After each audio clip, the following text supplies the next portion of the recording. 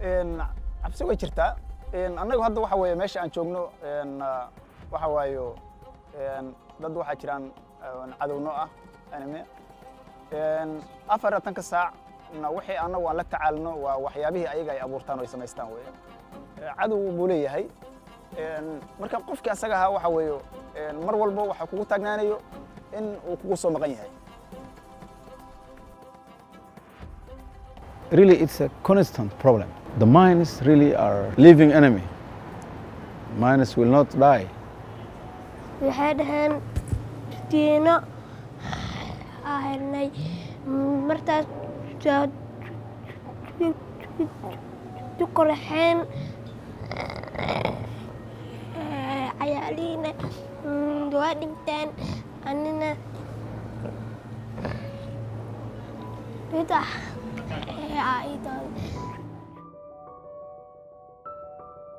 Often after conflicts in countries such as Somalia, there haven't really been detailed records kept of where the minefields are, where the battles have been. It takes somebody to start a systematic process going across the country and talking to communities, talking to the people who live there and asking them if they know of minefields, if they know if there are any bombs kind of left behind, have there been accidents, has anyone been hurt?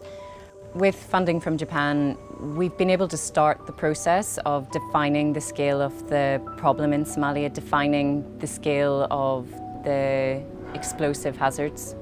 Really, there has to be a Somali solution, and for us and the government, it was very obvious that the Somali police force was the answer. So we've worked for the past 5 years with the Somali police force to help them develop a capacity to train and equip them and mentor them in developing a bomb squad, which has turned out to be enormously successful. I mean, these guys, these young Somali guys primarily, have cleared a majority of the unexploded bombs from Mogadishu city. That's an epic achievement. That's a great achievement that Somalis can be extremely proud of.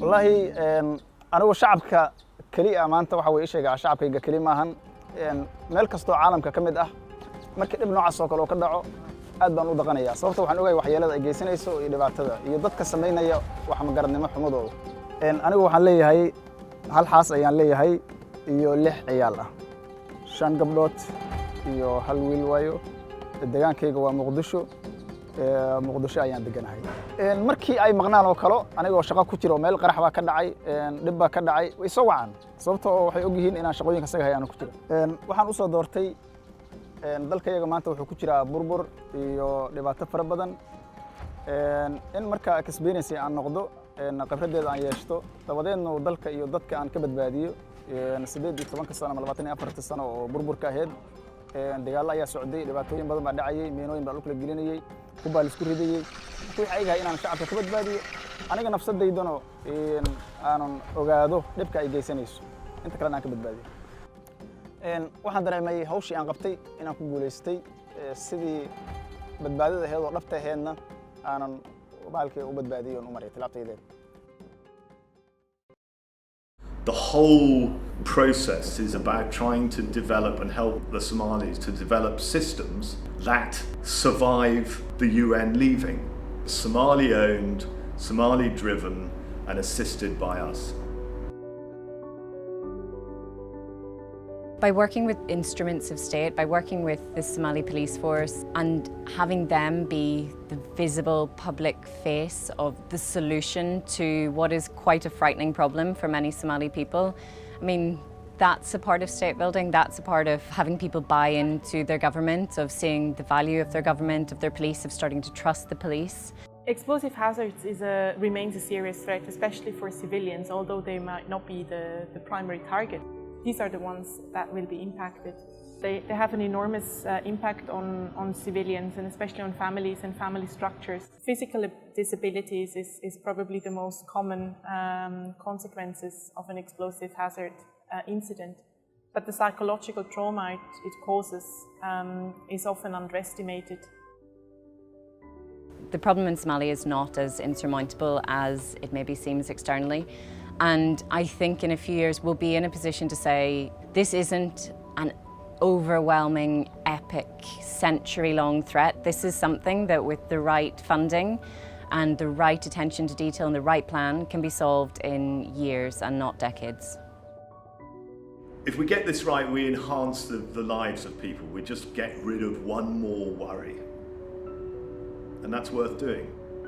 Funding from Japan has saved lives. It will continue to save lives.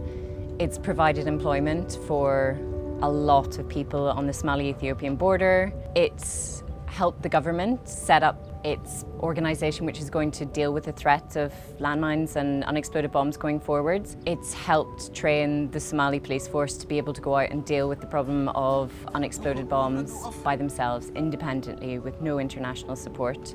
That's something to be incredibly proud of. People of Japan, we say, please continue your helping to Somalis, to Somali people, Japan people, long life.